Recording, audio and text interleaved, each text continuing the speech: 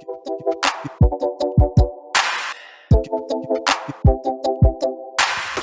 what's going on? It's your boy Glenn Lawrence, and I am back. I know I've been on hiatus for a minute, but I had to come back to talk about this next film. It's an instant hood horror classic, Bitch Ass. That's right, an NRW interview coming straight at you. We're talking to Bill Posley. We're talking to some cast members. It's going to be a good time, but check out the trailer first so you know what we're talking about. Good evening. This is the tale of the first black serial killer to ever don a mask. You want to see your bag? No!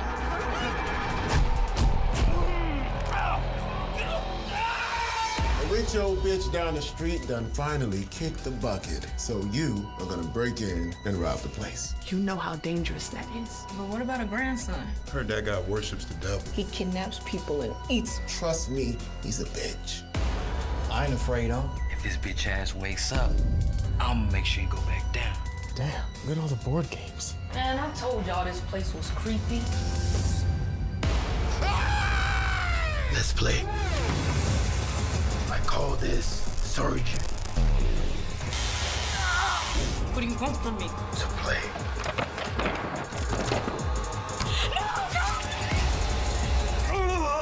Don't touch the red.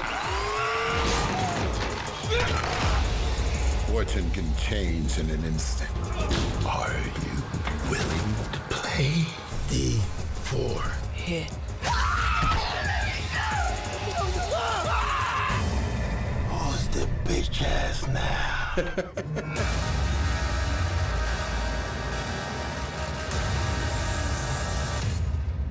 All right, so there you saw it. That's the trailer for the next hood horror classic, Bitch Ass. And I got the cast with me. I'm super excited to talk to them right now. I'll tell you, I'm not a big fan of horror. I'm scared. I'm a bitch ass myself. But from the concept of the movie to the title and everything, I was very much intrigued. So I got to ask you, Bill, what was the genesis of this? Where did this come from? Where did the inspiration for this come from? Yeah, so growing up, I was overweight and bullied as a kid, and so some of that, a lot of it came from that. As far as like the actual story of it came from that. The using this genre was, you know, I grew up as a kid in the 90s, and you know, you said it right, this hood horror genre, right? Like this really took over that time in our lives. It took over that time in the 90s, and it was really amazing. It was marvelous. It was like extremely spectacular, and I loved it so much.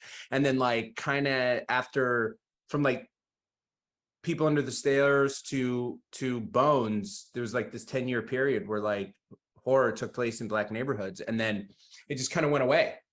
And so the comedy, the stories told, the eccentricity, the camp, all that stuff has kind of gone away. So it was really nice to see if we could make something like that again, and see if we could take something that, if you were to, basically what I wanted was for it to be like, hey, we're gonna watch a whole bunch of 90s black horror movies, and then this was played in the mix of that, and they'd be like, how did I miss this one? When did this one come out? That's what I was hoping would happen.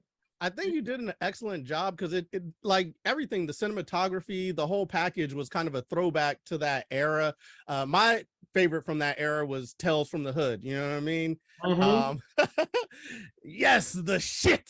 That, you know what I mean? Like that is a classic. I remember that, and I definitely got the feel from that. So question, Tunde, what was it like to inhabit the next villain, super villain, in like this hood horror classic genre? What was it like to be Bitch Ass? Man, it's a big shoe to fill, man. When you talk about like in this genre, you have the likes of like, you know, Jason, Michael Myers, Freddy Krueger, and also like, you know, like Bill was saying, Candyman, Bones, Blackula, and to be included as part of the pantheon of like black horror is truly incredible. But what it feels like, I mean, like I was, when I read the script, you know, Bill, I felt connected to the character right away. You know, I felt like I could relate to it. I felt like, you know, that character, you know, was a little bit of a mirror to myself as well, because I'm from like Nigeria and I came to the States and, you know, ended up finishing high school, but I was teased, you know, I was teased in high school as well. So, you know, getting into the character was like easy for me, you know, to just immerse myself because it was actually coming from a personal side of myself. Not like I'm trying to like kill somebody or anything like that, but like, you know,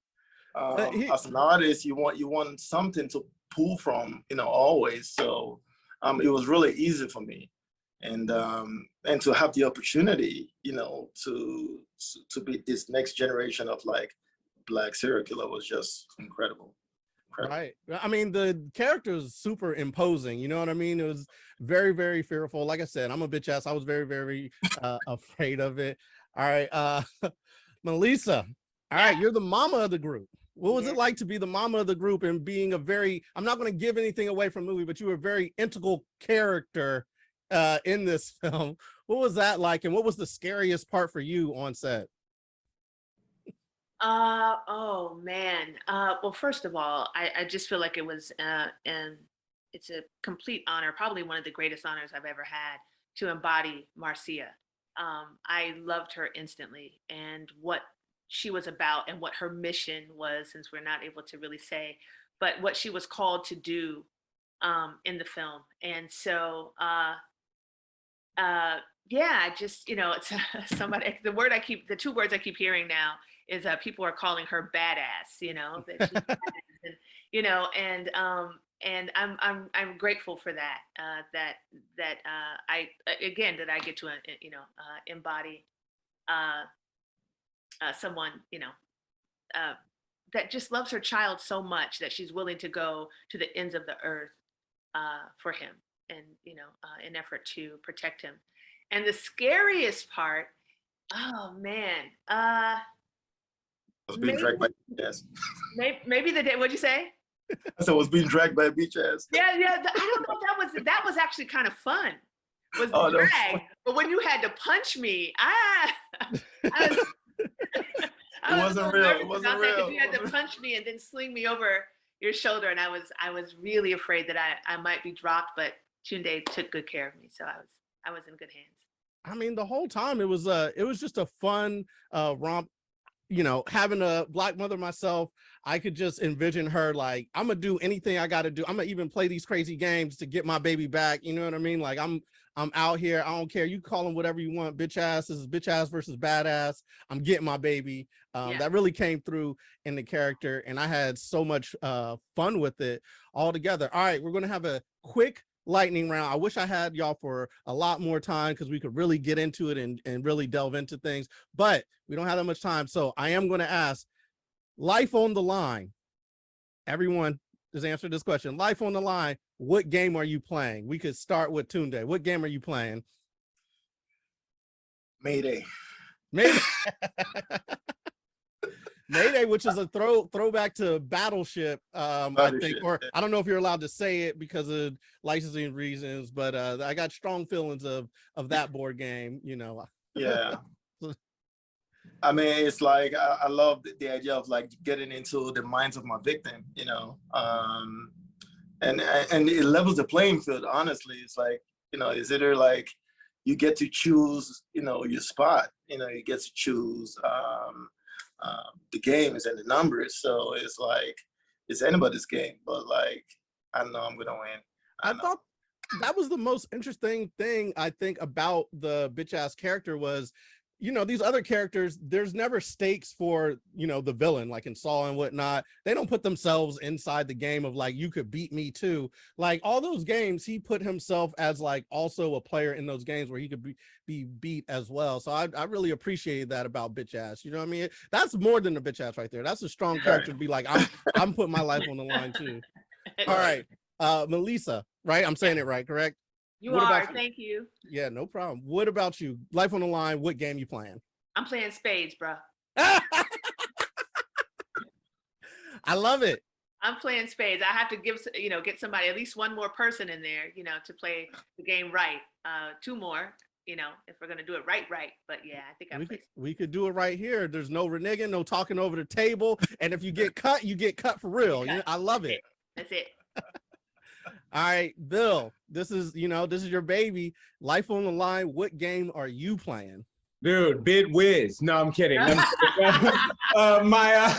Dude, I still to this day don't know. I don't think anyone of that generation is alive to even teach anyone else how to play Bid Whiz. If I had to go straight up play one-on-one against somebody, I think it would be tetherball.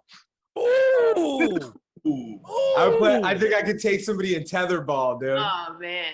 Oh man. So wait. Dude, once you get them,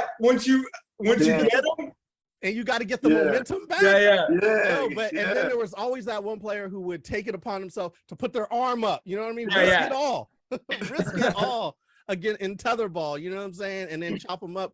That's a good one. That was a good one. That was a good one. That was a good. So, are we seeing a sequel to Bitch Ass? Can we see a sequel? What's going on? Is tetherball going to be in part 2? So I hope so, and I want the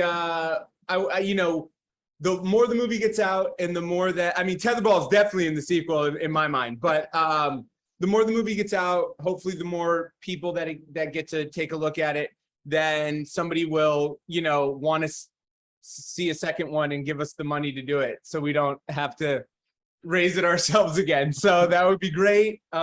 It's right for a sequel. We know exactly what it would be, and we'd be more than happy to make it.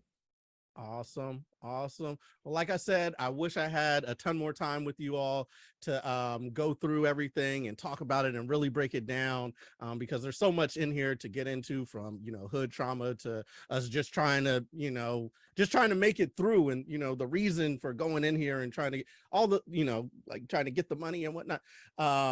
I really would like to get into all that, but I can't. But what I can do is we will push this, and we're going to put it out there, put the interview out there, make sure people see it, they're aware of it, and then they are able to watch it, man. So I just got to say, if my game that I'm going to have to play, I'm going to have to play Sorry. And that's, if someone dies, I can say sorry. That's a good one. I'll be real apologetic about, you know what I mean?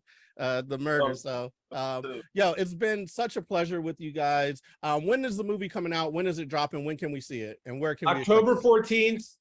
It will be on VOD. So anywhere you rent a movie or buy a movie, it will be there. So Apple, iTunes, all of that stuff. So please rent, buy, whatever you need to do to see it. Please check it out. Nice. All right. Peace. Thank you. This was amazing. Thank you so much for coming out. Good luck.